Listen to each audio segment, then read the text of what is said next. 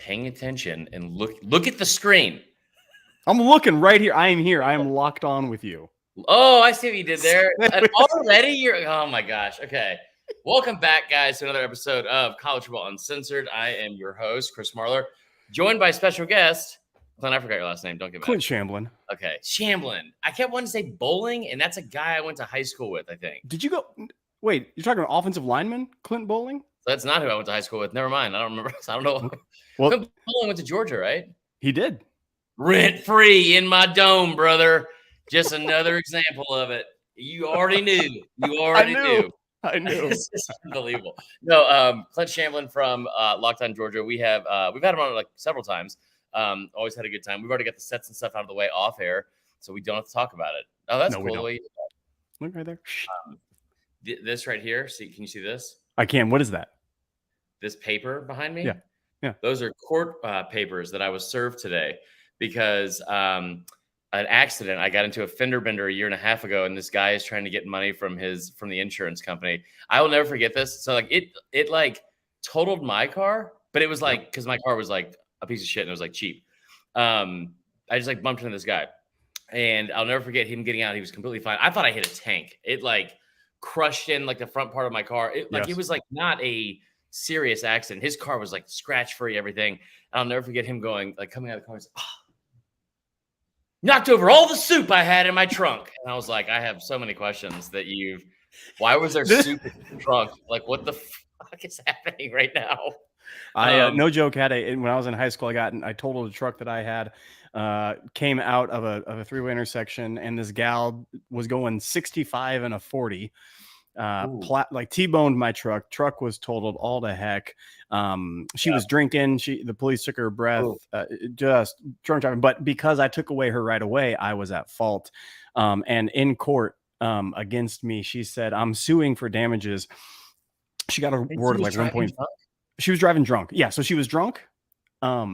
She was over the speed limit, all that. But because I took away her right away, I was at fault. Wow. And during the court proceedings, one of her comments of why she needed $1.3 million from the insurance company was because she could no longer perform her wifely duties to her husband. Wow. I said, okay, we're at this level. Like this is okay. Please explain more.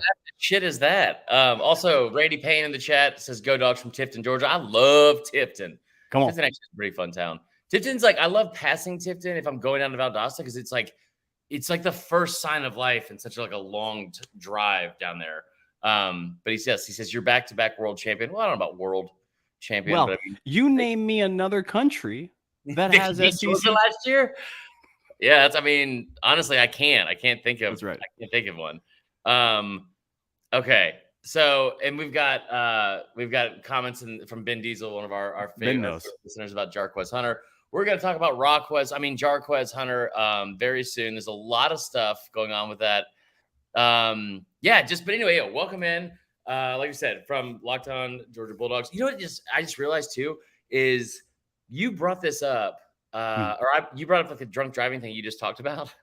So you were the last time you were on this show, and I tried to make this joke, and I just like roped you into it for no reason. Yep. And I was like, you know what I'm talking about. Oh, I know. Yeah. Okay. Like, I brought it up several times.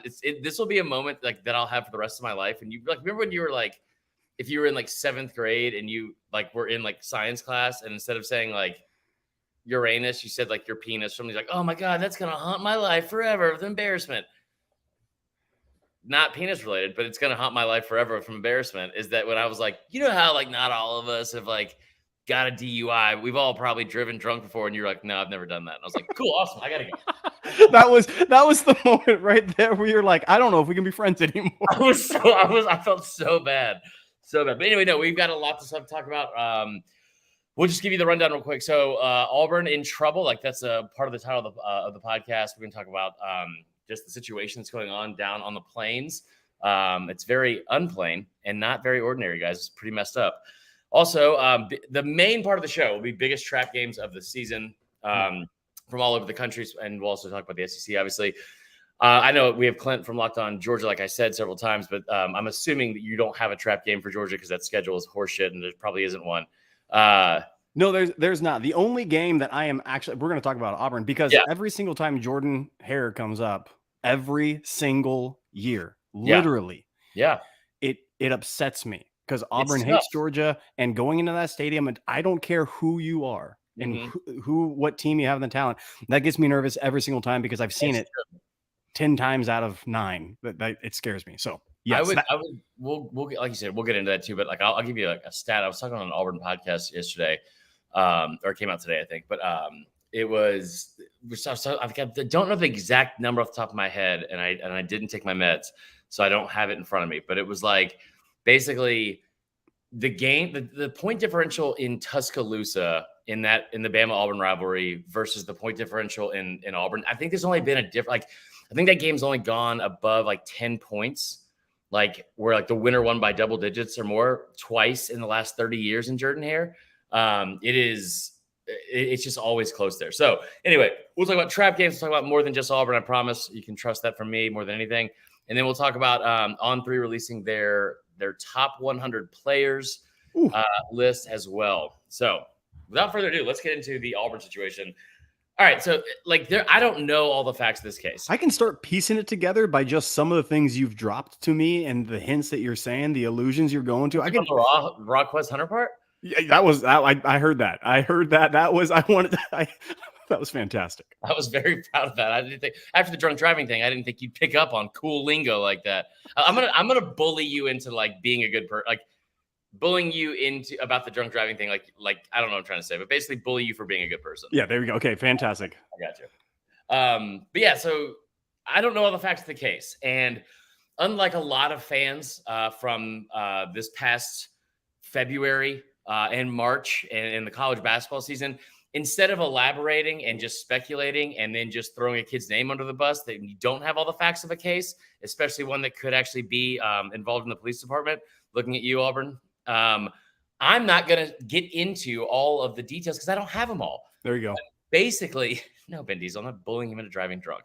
On the next episode, so there's a video that was released, not released, but it was put out. And basically, the rumors that I had were like, I think the gist of what happened was Jarquez Hunter was having sex on camera without, I think this is the true part of it, without it was consensual sex, but it was not consensual for that video to be shared with anyone.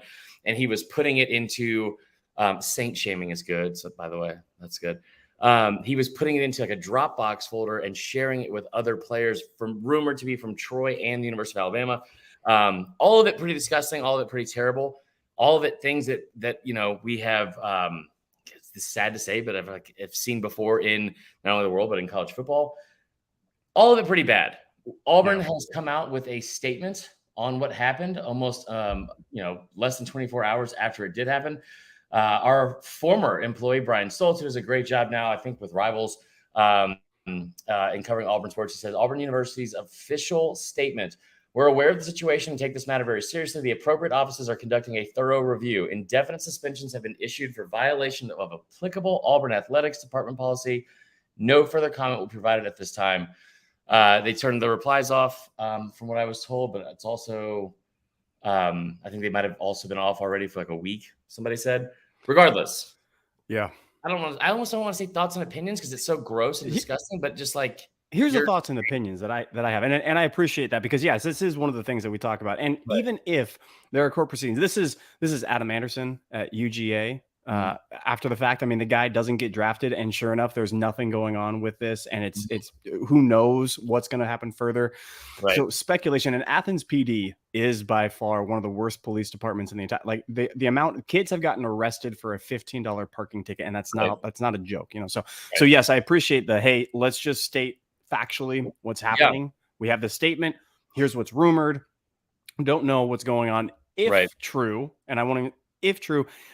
Man, if you're Auburn fan right now, if you're in that, what is in the water down on the plains? What do you mean? Brian Harson's. That wasn't real. It wasn't real. Okay. Yeah. Rumored. Rumored. This is what I'm saying. What is going on down there? Here's my question. What is going on down there? Yeah. I mean, and I think there's part of it too, because like the background stuff with Hugh Freeze, people are going to blow out of proportion as well. Just going to say of it, because it's sexual in nature. It's the first time we've ever said that on the show. I think. I think I doubt that. Most of our segments have been sexual in nature, but only when talking about the SEC West. So no, I think that like all of it is it's as much as Clint and I are joking right now about other things. Yes. It's not a laughing matter. It's terrible to like the consensual part. Thank God it's consensual part. So it's not anything that would have been, assault or anything like that. But this is also on top of being morally wrong. Like you are absolutely going to face some potentially criminal charges if you have been sharing somebody else and like, their privacy without their consent. Yes. What's up, Booty? That's also weird. David Booth is here.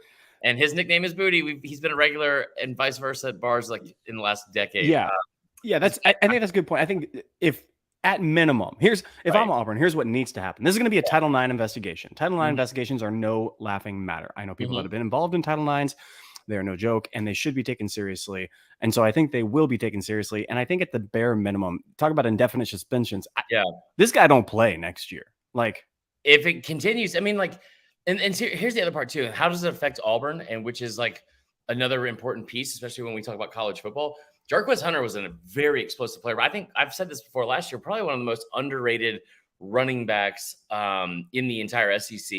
Just from like, like he was obviously behind Tank Bigsby, but they shared a lot of responsibilities, and especially because Harsin refused to give Tank the ball as much as he probably should have. Weirdest thing in the world. Like a home run type, what do you call it?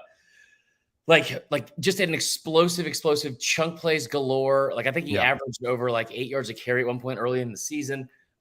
He is. We're talking about the On3 top 100 players for later. He was number 57, I think, on that list. So it's going to impact Auburn in some way. You assume he has to sit for at least one game. I don't know, because all of this is going to play out and probably going to play out in with a lot of legal issues attached to it. So before we speak on it and like speculate, this is what we know right now. And I'll go back to, I'll tie this into Ja Morant, NBA, and a bunch of stuff that's happening there on social media and stupid things. Yeah. Now, there's going to be half the people that say, hey, it's two consenting adults. Who knows if she said, he said, she said stuff. Again, this is where just simple wisdom comes into play. Hey, Jaka, don't share that, regardless if she agreed to it or not. Right. Keep off socials. And again, I'm not saying she did. If she did, and because we don't have facts, that's stupid of you. Know what you're doing, know this woman's worth, and know what's happening to her, and be mindful of it. And stay off socials and stop doing this stuff. And it's that simple. Like, take care of business, and don't be caught up in who you are, thinking you're more important than other people. And that's what happened here. I think it's honestly, I think it's the reverse of that. And some people I've talked about this with that are close to Auburn that have actually like been in conversation with him is like, I think that he did not realize how big of a name or how big of a person he is. And why that is, I don't know. It doesn't make it right by any means. I think from what I've gathered, he like didn't realize the severity of not the severity of the situation, but this would blow up simply because of who he is. And again, it's unimportant. It doesn't matter. It doesn't make it right. It makes it, probably even more wrong. But it's just a very weird situation. We'll talk about it more once we have like more facts on it. Okay, let's get to something that is a lot more fun to talk about, and we don't have to dance around eggshells on it, unless we talk about Georgia, because you know how it always goes. Trap games. Yes, sir. Okay. Human trap game. That was my Fetty Wap impression. Pretty good. It was not. It was not. No, it wasn't. Dusty, because he hasn't been. Man, I'll tell you what. We let that guy come out there with his just cycloptic face and his one eye and his incredible beats, and then he brought the whole nation together. And then 2016 happened. He was gone forever. I hated it. He said cycloptic face. That's fantastic. One eye. He was just, and like his whole picture, he was like his. I feel like that album. He was just like his. He just like leaned into it. He's like, y'all want to see something gross? You want to see a foot with 4 toes? No, you weirdo. Anyway, So trap games from around the country, not just the SEC. We can go around. There's an endless amount of them. I think 24/7 came out with some of them as well. Oh, did they? Okay. So we can pull those up. Do you any that jump out to you right off the bat? We can kind of go through conference by conference or however you want to do it. Look, I think this isn't a trap game because it is a big game. I think it's a trap game only because depending on what disillusioned side of life you are at, you have already an outcome played out in your head. Right. With the Texas-Alabama game. Like that game is, I'm not saying it's a trap game. Everybody's talking about it, but I think it's trap because depending on where you stand, the definitiveness of that. And I think it's ludicrous right now how definitive people are on so much of it that they can tell me what's happening already. The offseason, yeah. What else can you do? It's the offseason. Like, well, talk endlessly. Right. For days. That's what we're going to do. But honestly, I think I'll speak for Georgia right here. Daniel was on the pod. We were talking about this a couple episodes ago. And Ole Miss for Georgia happens right before Tennessee. Ole Miss is explosive on offense. If Dart comes in and depending on what happens at quarterback, they got a running back who is really good. Really good. I don't know. He might be for me one of the top 5 players. Like we'll get to that list here in a second, but he's explosive. So for Georgia explicitly, Ole Miss is a potential game like that. If Lane actually knows what he's doing this time around with any sort of big game, it could be close. Yeah, last year he kind of fumbled the bag on the end of that Bama game from what I was told. I was actually in Jordan-Hare at the time, which is kind of a weird That thing. Is weird. I don't think you're wrong. Like I was joking about it beforehand how there's not like a tough game on that schedule. Because of course you guys don't play them on the road. You get Auburn on the road early. I hate the fact that game's in September. It's just like it's maybe in a couple of years it'll be cooler when we're like rotating games at all throughout the season. So it's not just like the same shit every single year. But it just feels super weird to me to see that game that early. Let's just start with the SEC. That's yours for Georgia. I think Bama loses to Texas. First off, let me give you. So this is a kind of a bizarre one, but just hear me out. I'm listening. Open ears. So if you start with Georgia, we'll start in the SEC East. I go down the list of who's probably going to be favored to finish second in that division. Tennessee. Yep. And you look at Tennessee's schedule. They have at Florida. Yeah, obviously have to play. So from the West alone, they pick up what is it? They pick up A&M and Bama, which is not back easy. To back. Right? Yeah, back to back. A&M at home. And they're coming off a bye week there. But here's like I don't think they necessarily lose this game.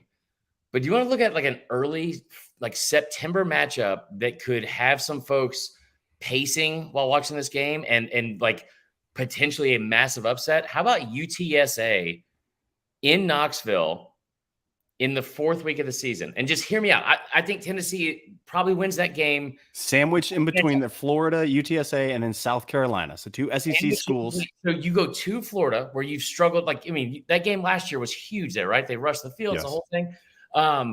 Then you come back and you're looking at your schedule like, oh yeah, we got UTSA, whatever. And then you have South Carolina. South Carolina, Tennessee that early. That is a game where you are basically knocking out who is going to finish 3rd or worse in the conference or in the division, right?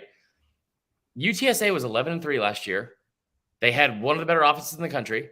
They were really, really good. An 11-win team. I don't know what they returned production-wise. Maybe they got completely, depleted of talent. I have no idea. But coming back from on the road at Florida, which we all know how big of an emotional game that is for Tennessee, and sandwiched in between South Carolina, especially after thinking about what South Carolina did to them last year, where they're going to want revenge. That's going to be tough to get up for that game. Tennessee, this is the problem with Tennessee's schedule. They are backloaded with that, or mid to back, right? So A&M, Alabama, and then Kentucky, as well as Georgia. Those are big games for Tennessee. And if they overlook the beginning, if they're not on pace too, if the loss of Hendon Hooker and those wide receivers, if they can't click early on in the season, because it takes a couple of games to get really clicking, all of a sudden you come up against a team that is fundamental, that is riding high, that has a bunch of players returning like this. We see it a bunch. This was what happened. That's their Super Bowl. It's their Super Bowl. They want to come out. They want to show something. Georgia's had this with a couple of smaller schools coming into Athens, doing this thing. South Carolina came into Athens a couple of years ago, beat them with a third string quarterback. Like, this happens when you're not focused like that. And if Tennessee, again, their offense is their key because they do not want to play defense. They don't care. No, they don't. And so this is going to be hard if they're not all on the same page real quick in the season. I completely agree. That's also, side note, why I think that Bama is probably going to lose to Texas in week 2, just because of the same thing in the quarterback situation there as well.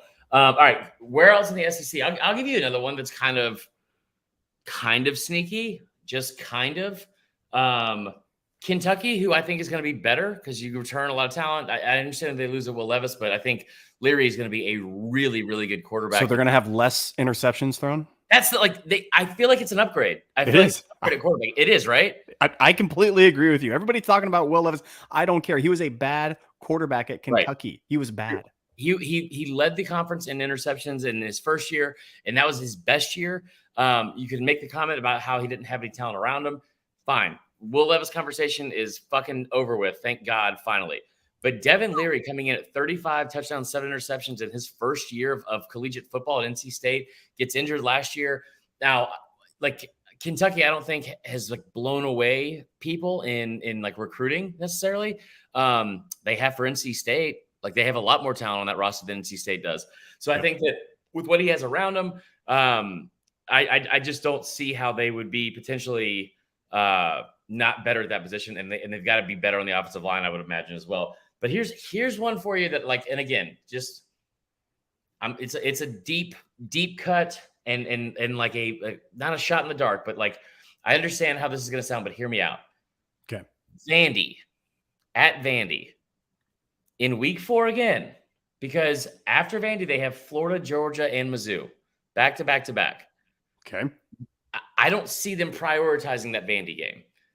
Vandy, remember, beat Florida last year at home. Right. Yeah. And that had the most. Made lots of money on that game. Did you? Oh, absolutely. I took the money line Vandy on that game. Absolutely. Daniel and I were doing backflips. We took the money line Vandy, and it was one of the most spectacular things in the world. The single file line storming of the field is one of my all-time favorite moments in SEC football history. It was just what is happening here? Anyway, so all of that, I think there could be something there. I'll tell you what, here's another one too, kind of shifting over to the West. I don't know where I think that they are going to be a trap game, or who necessarily they'd be a trap game for. And we can go through the schedule and look at it. But A&M, who I know is a team that I've kind of given a lot of shit about, and as you should, but they have a lot of talent on that offensive side of the football. They have Bobby Petrino coming in as the offensive coordinator. And let's not forget, they've got Anais Smith coming back. They've got what do you call it? They've got Stewart at receiver, who's a former 5-star. The quarterback Wegmans is a 5-star. They've got a lot of talent coming in also that some of these 5-star talents that haven't left. Looking through their schedule, they're going to jump up and get somebody. I kind of feel like A&M could be like an Auburn situation where it's they could jump up and get somebody early and then get the ball rolling. And then next thing you know, you look up and it's holy shit, A&M's got 9-10 wins. A&M is the biggest enigma in the SEC to me whatsoever. How Jimbo hasn't succeeded with that roster and with all, it's just insane to me. Right. And actually, I was going to ask you, Alabama going to A&M in October, is by then the quarterback issue? Are they clicking? They have the third, I forget what it was, but roster compilation, Alabama has everywhere else besides just surefire all the way. Are they clicking by that point when they go into A&M? I don't know. They would have to be, because that's the week 6, right? So you would have already played 5 games. Yeah. You have a massive problem on your hands if you don't have the offense clicking by then. They've played. Obviously, they lost there 2 years ago. I don't think it's a situation like this is the first time in a long time where if you jump up and get Bama, it's not necessarily because it took Bama having a bunch of turnovers and it had Bama I think there's going to be teams that are going to be able. Does Bama lose to yet another unranked team? So Bama's lost to one unranked team in the last 16 years. Just one. and they lost by 3 on the road. And then they were ranked next week. That was so force-fed to him. So force-fed. This is what Ben does to me every episode. Like every episode. And what's great is you couldn't help yourself. I never can. Every single time I jump in, like I'll listen back to the podcast so we can get clips for it for social media, and it'll be like I'll be in the middle of like a thought that I know that we have to have like said like conclusively and like in one streaming thought, which never happens. And then I'll be like, fuck you, Ben Diesel. Blah, blah, blah. Like, it'll like just overreact. And I know what he's doing. He's even saying in the comments, but I love him to death. Anyway. Okay. Who else do you think from the SEC? Because we should go around the country and look at other stuff. Is there any other game that stands out to you from the schedule? I'm looking at the helmet schedule right now. Yeah, so here's where I'd go. South Carolina, to me, is going to surprise a few folk. Now, they have a brutal schedule. If you look at their schedule top to bottom, it's brutal. They get the teams that they would like to have at home, they get them on the road, and the teams that you don't mind going on the road. Yeah, it's really, really bad what is happening down there. But week 1, North Carolina's coming in with a lot of hype. And May is quarterback and whatever. South Carolina going to surprise some fools. Beamer is loved by his players, whether you like him or not, whether you think he's dorky or not. I don't really care. His players love him, and that institution loves him. They will play for him. So I actually think South Carolina, somewhere along the line, is going to have another explosive game where they just all of a sudden at night and they just blow up and they mess up with somebody's playoff picture. Right. I think that will happen again for them. But North Carolina week 1, I think North Carolina will be favored, but I don't know if they should be in that game. Like I've said this before, and I think this is going to be the new attitude that I have about South Carolina in general, is because like I continue to doubt them. And a lot of it has nothing to do with Shane Beamer or the talent there or whatever. The offensive line is a massive concern. And so is the defensive line last year. And you lost Birch. You lost the other former 5-star that went to the league. So you lose some pieces there. You also lose your tight end and arguably your best offensive playmaker from a year ago, right? He leaves and goes to Florida State.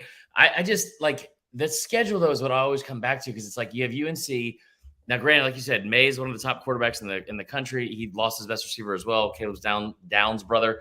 But you're at Georgia, Mississippi State at home, at Tennessee. Then you get a week off. I mean, so you could be. Let's face it, the Georgia's a loss, right? At best, you're 4-1, but you're probably going to be 3-2 coming out of that, right? And then you go Florida at Mizzou, at A&M, Jacksonville, Jack State, Vandy, Kentucky, Clemson. It's like there's not an easy stretch really in there besides maybe Jack State and Vandy back to back. I don't know. Anyway, that's it. Go ahead. What about so Ohio State has a lot of questions for me. Why? Well, I mean, quarterback. Yes, quarterback, but also, if you're going to tell me the talent is everywhere else, and you had CJ Stroud last year, and again, Georgia took every single blow that could have given him. You know, I get that, I understand, but this year, no quarterback, there is quarterback talent. Excuse me, there's quarterback talent, but no proven quarterback with talent everywhere else, and not being able to get over the hump, because I think Michigan closed the talent gap on Ohio State. Yeah, I mean, to an extent, for sure. Yeah. So now all of a sudden, I just question, it's not automatic for me. Before it was like, go to Ohio State and just say, yep, they're conference winners, they're in the playoff. Now I go, ooh, pause. That's all I'm saying. Okay, so Josh Pate brought this up. This is something I've been thinking, and I don't think I've put into, I'll say put on paper just for the cliche of it. But like, I didn't know the stat that he brought along with it, which was like the teams that have won the national championship have had like the most draft picks every single year for the last like 7 years, right? If you look at early mock drafts for next year, and early mock drafts are not remotely close to always being accurate and like that, but there's in every single one you look at, I've found no less than 5 and usually around 6, 7, or 8 first rounders that consistently are being listed. So the talent at Ohio State is strictly at the quarterback position, which Ryan Day has done a phenomenal job of developing quarterbacks every single year there. Not trying to argue, because I think that Georgia's gonna be fine at quarterback, but like no experience at the quarterback position with the talent around. That's exactly right. Georgia has the same exact story. I think Carson's gonna be great, but like I also trust that that Ryan Day will be able to do pretty well. But looking at the schedule, because if I'm glad you brought Ohio State up, because I had like 3 separate trap games written down. What did you have? Okay, so for me, the games, Purdue is on my radar for a trap game for Ohio State, and here's why. Purdue always does this every single year. They should not. It's like Northwestern. Last year, the game against Northwestern for Ohio State was this weird, cold, rainy, windy thing, and everybody didn't like it. Okay, I get that. I understand. Purdue has a similar feel to Northwestern, and this does happen time and time again to Ohio State. And if I was to knock Day for, if I was to knock one thing on Day, it's his teams sometimes come out flat oddly. I think that happens. I think that's maybe an unfair moniker, but it's something I've noticed. That's fair. Penn State the following week, Maryland, who, by the way, Maryland got some talent, y'all. Go look at their roster. Go look at that coach. Loxley doing some things out there, okay? They were top 5 offense in almost every category last year in the Big Ten. They get Talia back. This is a rough stretch. Maryland is better than they are Purdue, and Purdue is at home, and then Penn State, and then Wisconsin, and then you're backloaded after that. So that's a tough run. And if you're looking too far out and they're backloaded as well, Ohio State has a lot of games in the back end. They're really, really important. This is my trap for them. Okay. That's so which one? Purdue. Okay, so I had that one written down originally. I had Maryland as well because it's at home. What you didn't even mention is that before Purdue, you have a bye week, but before that, you're talking about a game on the road at Notre Dame with Sam Hartman and a lot of returning talent there. Year 2 of the Freeman era. So I put down Wisconsin because the reason why is here's the stretch that you listed off. Maryland, which was close for a lot of that game last year until they pulled away. Yeah. Maryland, Purdue on the road. I don't think Purdue with a first-year coach is necessarily going to be somebody that like necessarily challenges them a ton. But we have seen worse Purdue teams on the road where and that they will build that up, right? It's going to be a noon game too, y'all. No, it won't. I bet you it'll end up being like a night game. Well, you think it will?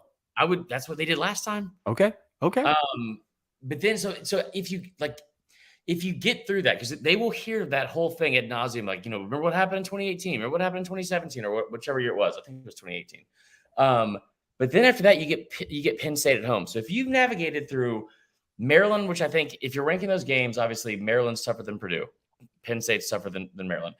Penn State with a ton of offensive talent, might not have a ton of experience, but a ton of offensive talent. Then if you get through those 3 games unscathed, going on the road to Wisconsin, that is not an easy feat. That's just not. I think that is something where Wisconsin's schedule is not super difficult. They have a road game at Washington State, which is kind of odd, but Rutgers and Iowa and Illinois beforehand, those are winnable games. And here's the thing for me, Ohio State, that defense always ends up being the reason why they lose games, because they give up in bad situations. They give up a ton of yards, a ton of points, all that kind of stuff. Phil Longo being the offensive coordinator, we've seen what he's done at North Carolina. We saw what he did at Ole Miss. I said this in the last episode. I think Graham Mertz, Josh Ancher, of course, coming and saying Graham Mertz isn't walking through that door. Wisconsin, I think, with Luke Fickell as the head coach, they're going to be a very well-coached team. That's the job that he wanted. Yeah. Right? And didn't get and got passed over for. I think that's a terrifying game for Ohio State. I am a huge Fickell fan.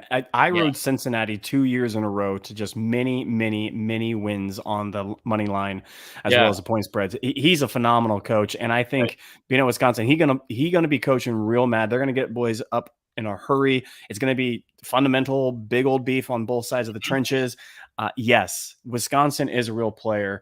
By the way, Ben, to answer your question, does UGA get a night game? It's gonna be either the Tennessee game, but that's not in Athens, so that might be one, but the other one might be Kentucky. But other than that, no, we will have no night games.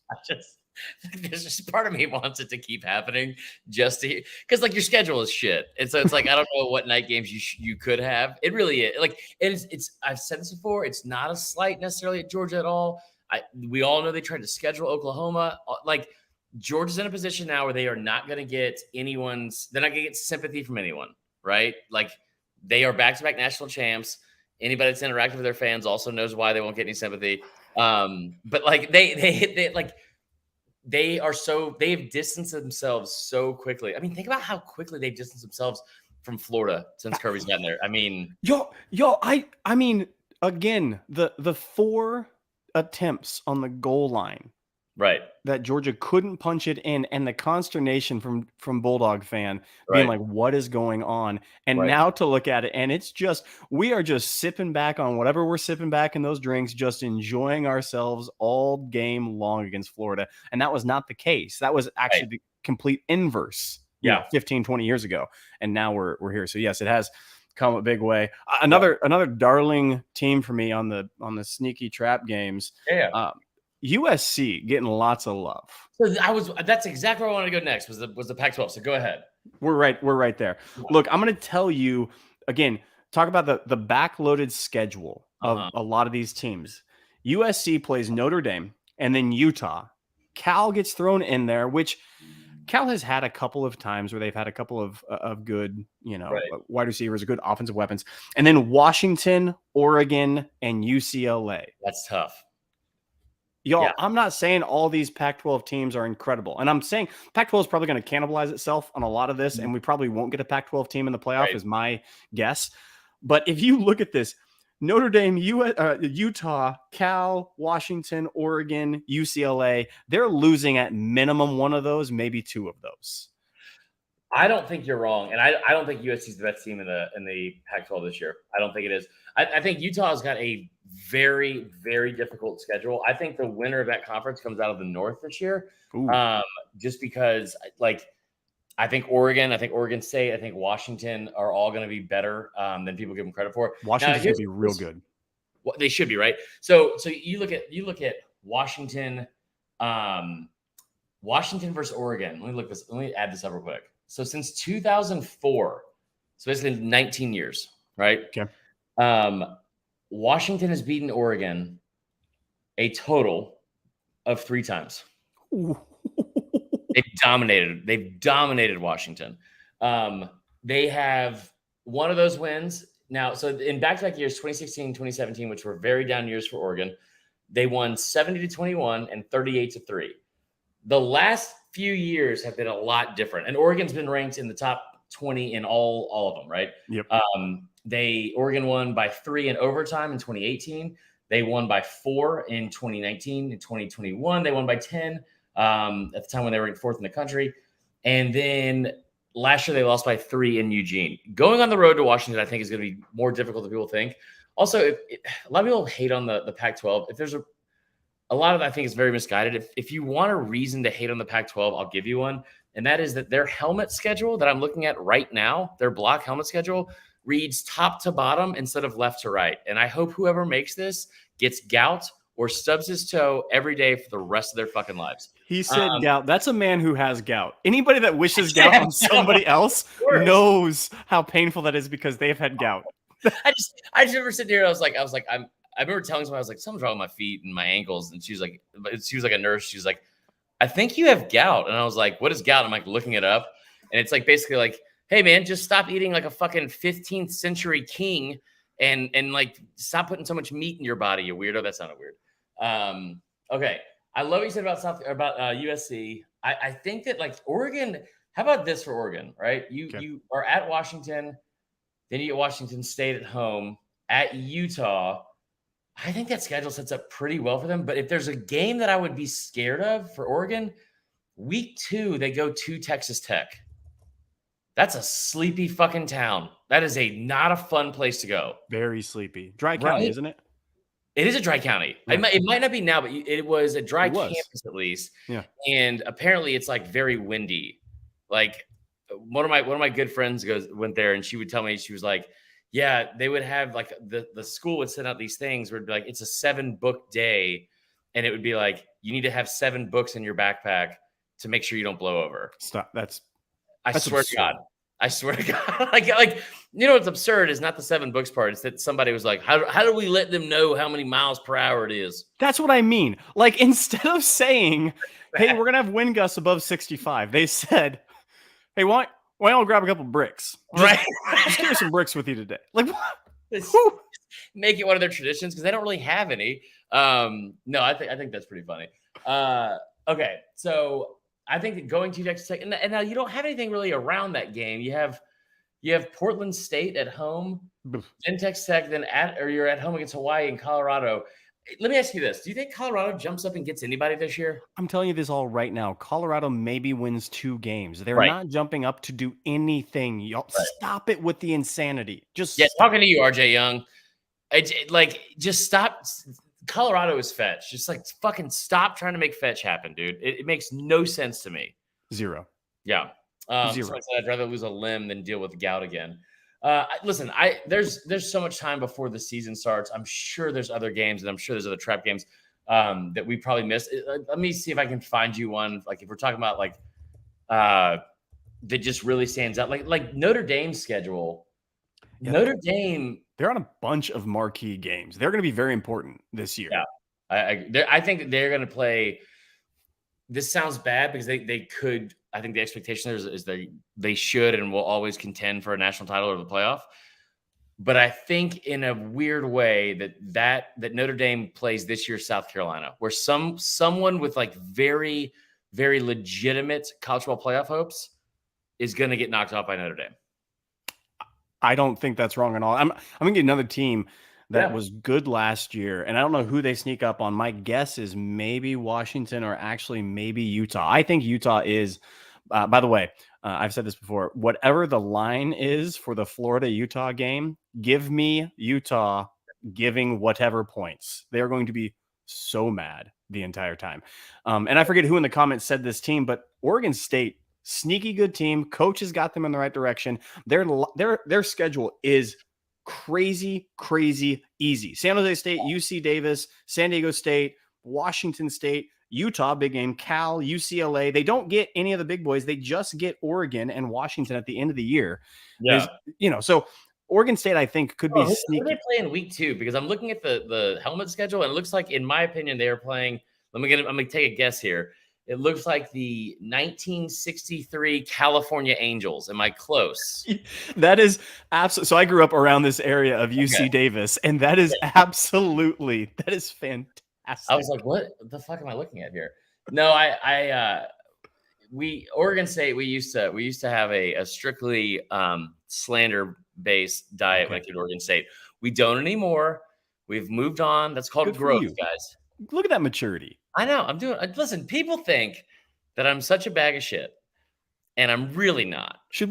Who are those people? Should we pull them? Should we poll people? Should we pull up Twitter? I mean, ask your fan base. Listen. Actually, this is legitimately my favorite thing in the entire world, because I can simultaneously play both fences when it comes to you and our fan base, because it's so easy to get them riled up against you. And then what happens is then they go too far. I'm like, guys, chill. Chill out, please. Come on. There was somebody yesterday, and I'm not going to mention his name because he's like him. Him and this other guy. We'll call him Justin Screws. And I know you know who I'm talking about. Yes, I do. Those are the first 2 people I ever muted. And it's the first people I immediately muted on my new account. Yes, they got shut down. But this, the whole Stetson thing becoming a whole identity or personality, I was like, what the fuck is happening right now? I had several people reach out to me that were super, super nice about all this other stuff, because it was, I think I realized earlier this week, I was like, I'm not going to apologize for doing my job and something kind of blowing up. It's it made me feel like I'd done some good work. But there's no, let's not forget 2 weeks ago, we talked about Kirby being the potential GOAT when it comes to, what do you call it? The NFL development and stuff like that. So there'll be plenty more deep dives in the offseason. I can't wait for it. This has been I do like the trap game situation, because, and I'm trying to find the ones from 24/7 Sports. I think they did it by, what do you call it? By conference, which I don't like. Yeah, I don't like that at all. So this is so the one I see right now is a Big 12. They have Texas and Kansas, which I have zero desire to talk about. No. Yeah, I know, right? That's gonna be awful. No, but I'm sure there's other ones. I'm sure there's we'll probably circle back to it. Let's get into something else real quick. You know what? I'm gonna give you a surprise topic. Here we go. Just real quick, and we can close this too. But somebody remind me, okay? because today is the 5th anniversary of the day that Joe Burrow committed to LSU.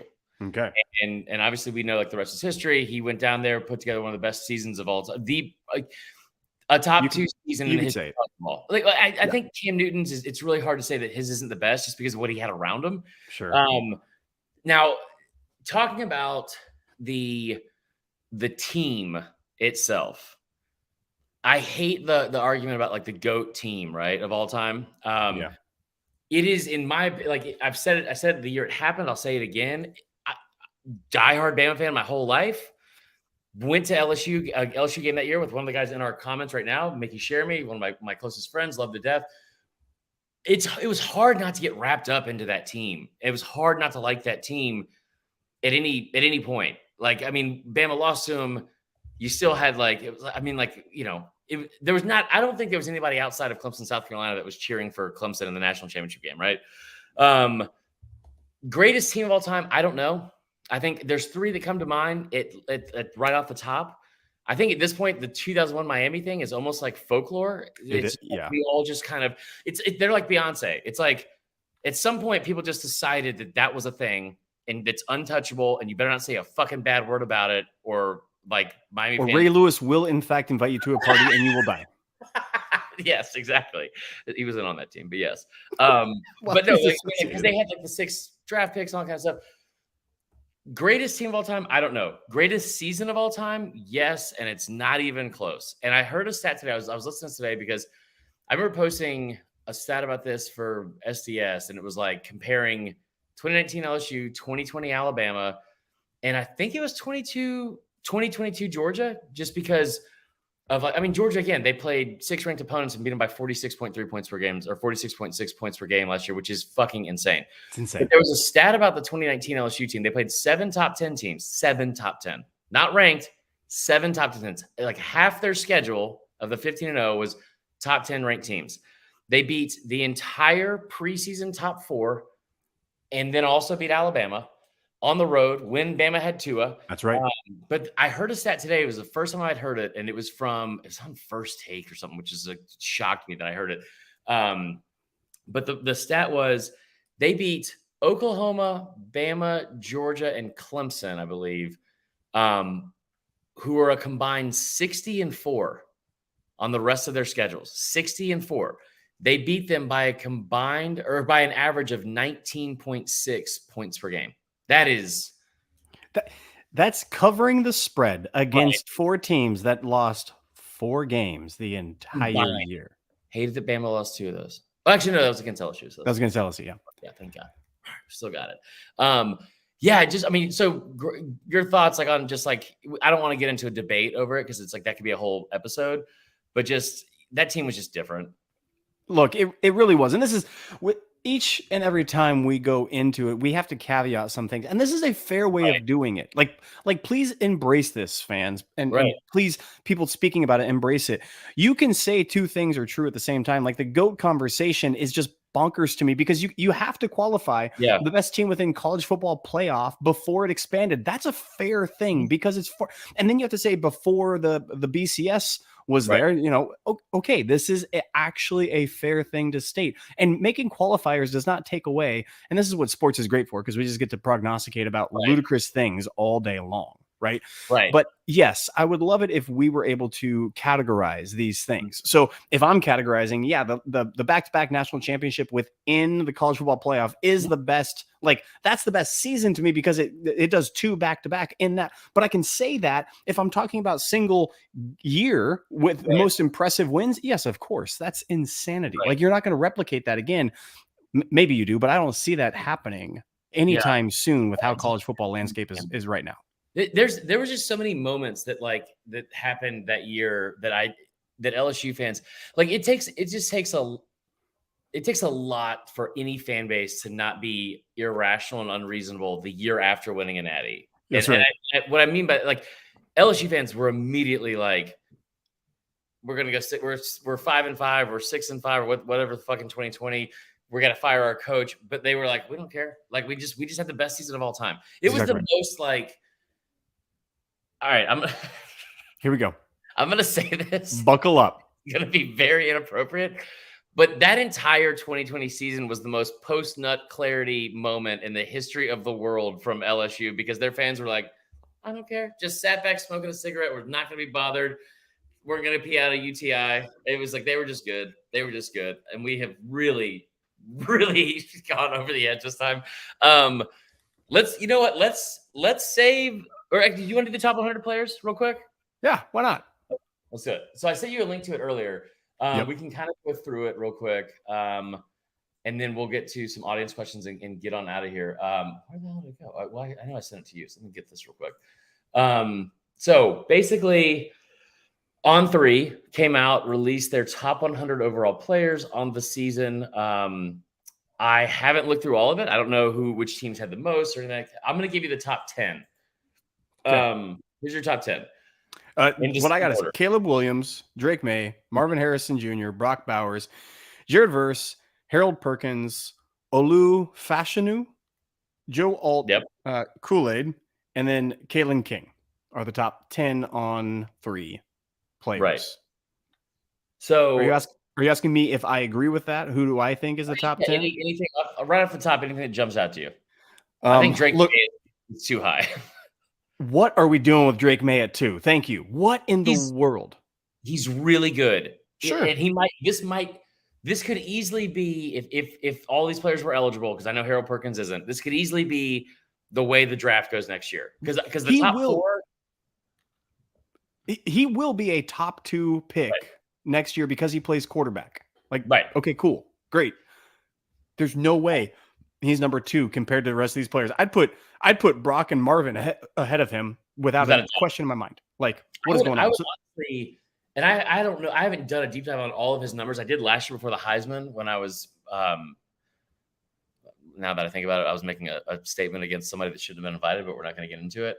But if it's like for most important for their team, if it's like MVP or something like that, like the most valuable, maybe that's different. But if you're talking about the best players in the country, I have a hard time. And this will be very different than at the end of the season. But this is also kind of like it's been like the consensus thought about it, because like Marvin Harrison Jr. and Brock, I think, are at 2. You have to have the defending Heisman Trophy winner at 1, right? Sure, no problem. I think it's 2A and 2B with Marvin and Brock. You're not going to get any. And again, people are saying like, "Oh, he's a tight end." Yet, no, he's not. Like, stop. Go watch game. He ain't. He is just an offensive weapon, is what he is, and no one stops him. So, they do have different skill sets. I don't have a problem talent wise with a couple of other guys. I do think Michael Penix Jr. Is. Look, if I'm taking a Heisman ticket right now, I'm putting it on him. He's at 11. He's at 11. By the way, Bo Nix has the second best odds on the Heisman right now. Okay. That's stupid. It's not. It is. He had 42 touchdowns last year. I'm actually not. I think Bo Nix, actually, I don't know what's happened to him going to Oregon. Right. Talk about clarity moment. Like, that dude, that dude went up to Oregon, went to the Pacific Northwest, and was like, oh my gosh, I found my zen. That's usually where dreams go to die in my book. But yeah, that is not how that happened. I mean, like, so Graham Barton, offensive tackle for Duke. I don't know shit about that, I'll be honest. No, I have no clue. Blake Corum's going to be interesting because Blake Corum he had 20 touchdowns last year through 11 games. A lot of people thought he was going to be the Heisman frontrunner, but he got injured before playing in the Ohio State game. He's got more to prove to me because Michigan's schedule was crazy easy last year. I mean, crazy. Quinshon Judkins at 15, that's too high. That's too high. He's a talented player, and I think he's electric. But you go down the list of some of these other cats, and yes, I agree. He's not above some of these other guys. Even if you go down, look, Malachi Starks at 23 for Georgia. I am all about this cat. He might be my favorite when all is said and done. If after this year and the next year, he might be my favorite Bulldog of all time. I love him. Yeah, he's so fantastic. Kind of saved your undefeated season last year, if you think about it too, tracking that dude down in the Missouri game. To this day, that is vividly in my mind. Daniel and I went down to Tennessee, visited Daniel on his birthday. Right. We're watching that game. It's 2:00 in the morning. We've been out celebrating, and we get back to the house, and we're watching that game. And I am about to just throw a couch through a window. Right. And Malachi Starks saves our season, 100%. I've brought this up 1,000 times on this, and we're not going to get back into it. But I mean, the amount of money I lost on that game just chasing live bets was unreasonable. Okay, how about this for the biggest shock I've ever heard in my life? Because there's a kid named Dwayne Carter, who's a defensive lineman at Duke. If you would have told me that Georgia and Bama would not have had 2 players in the top 20, but Duke would have, that would have been the shock of the century for me. All right, so just kind of going through some names that jump out. We'll kind of go through the SEC. Xavier Worthy at 21 is from Texas, obviously. You said Malachi Starks, 23. J.C. Latham at 28 from Alabama. Let's see here. We're in the 30s to 40s. Travis Hunter at 31 seems like an overstep.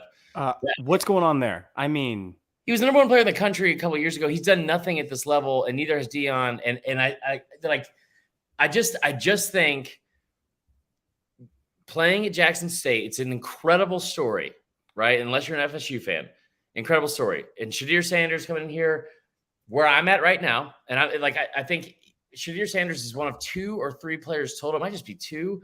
Him and Caleb Williams, who had like 40 touchdowns and 6 or less interceptions last year.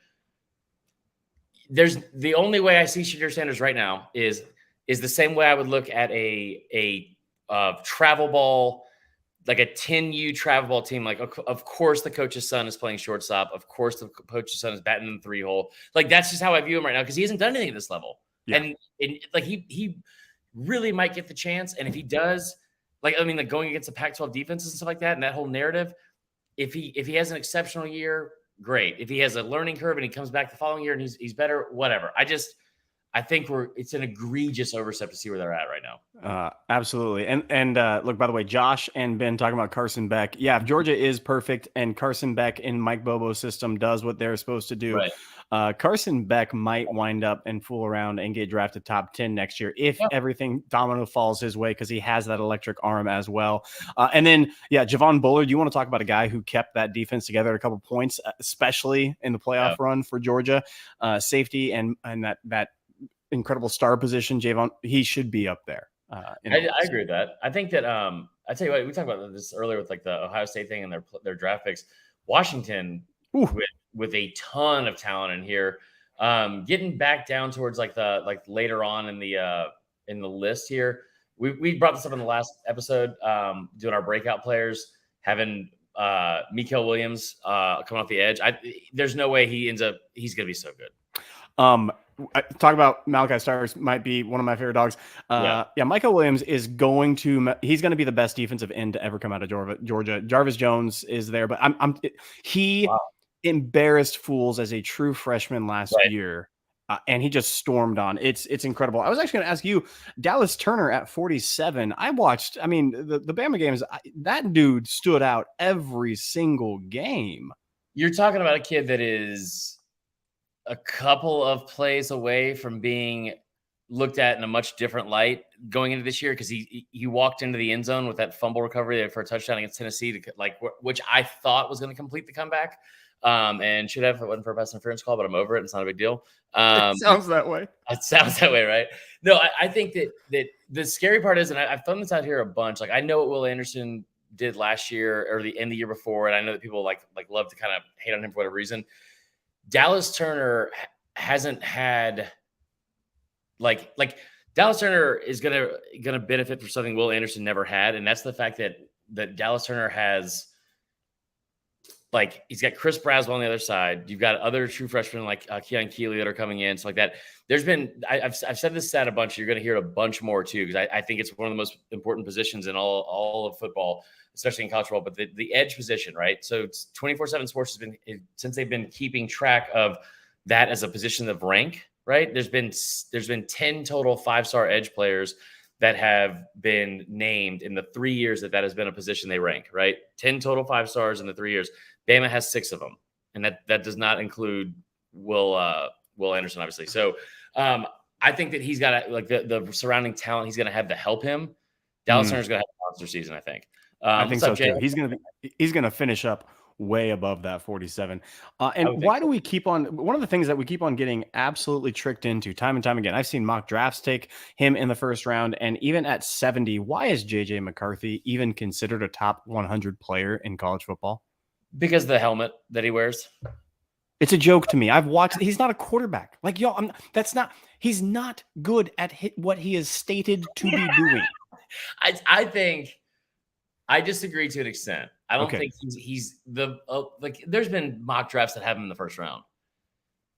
What is we talk about this more because we talk about the SEC and it's been a bigger topic just because it's Georgia, but that whole thing about what do you call it? That whole thing about Georgia's schedule being soft. Michigan's was much softer a year ago.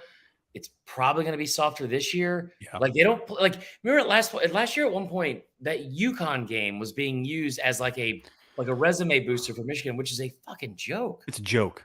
Yeah, and you know what? Ben Diesel brings up a really good point here, and I don't think he's trolling, which is great. It says because he had one good game against Ohio State. You can't convince me that's not true. And they it was in come from behind fashion to an extent.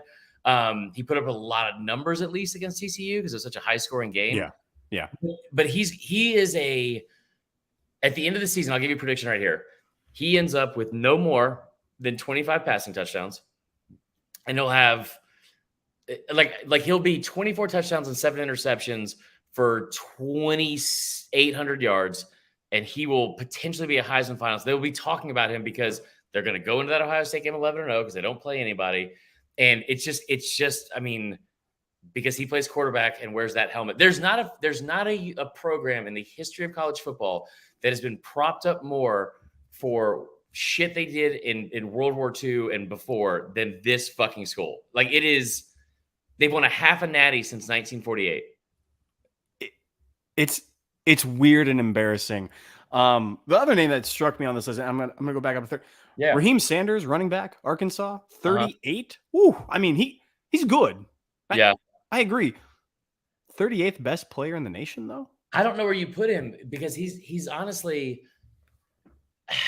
Is he the best running back in the SEC? No, he's not. Okay, thank you. But like, and Quinshon Judkins is ranked ahead of him, so he's got that. I think the best running back in the SEC by year's end is going to be different than any of these names we hear on the list. I think 100%. I said this last week. I think Branson Robinson's going to have a massive year at UGA. I think he has a breakout year. I know, I got you, idiot. I do think that Bama's going to have a name that's going to be a household name by the end of the season. Like, I'm not sure who it's going to be yet. It could be Justice Haynes. It could be someone else. Yeah. But I think that also happens. The Raheem Sanders thing is just like, is he listed ahead of KJ Jefferson? I believe so. Yeah. Yeah. KJ Jefferson is not on here. I'm sorry. What? I haven't found him yet. I'm searching back again, so let me try.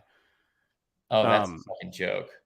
No, you're KJ right, Jefferson, not. I have not seen. No, he did not make the list.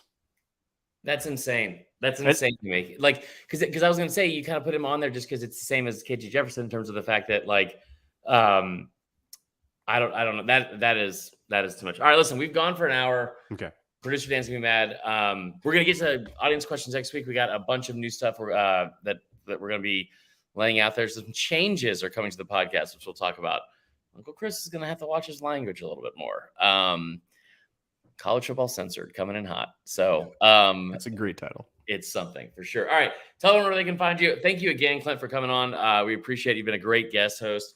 Yeah, and just tell the audience where they can find your stuff.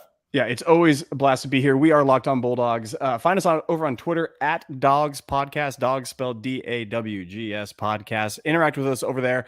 And then, yeah, go follow us on YouTube as well as any podcast, Locked On Podcast, Locked On Bulldogs. Yeah, awesome, guys. Well, listen, make sure you like, subscribe, all that kind of stuff. Leave a 5-star review. You guys know that I thrive off of ADD meds and validation. So we appreciate all of that. We'll talk to you soon. Bye, y'all.